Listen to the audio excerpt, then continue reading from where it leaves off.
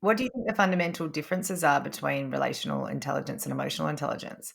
Well, I think emotional intelligence really is around sort of learning to recognize emotional responses in ourselves. And I'll make a statement now. I'll say feelings drive behavior. And I'm going to come back to that in a second. I'm just going to leave that percolate for a sec. But emotional intelligence is our ability to recognize our emotional response to our environment. And then the next step along from that would be learning to regulate our emotions so that we drive them rather than them driving us, right?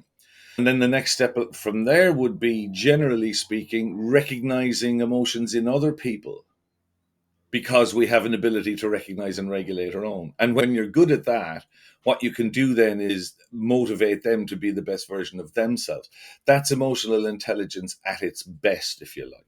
Mm. But relational intelligence, then, the analogy I use is we're going to look at the dance. We're not going to look at the dancers. So it's more than the individual's behavior or the individual's demeanor, if you like. This is this sort of soundtrack that we create from the actions between us. It might be useful to think of a company in the army.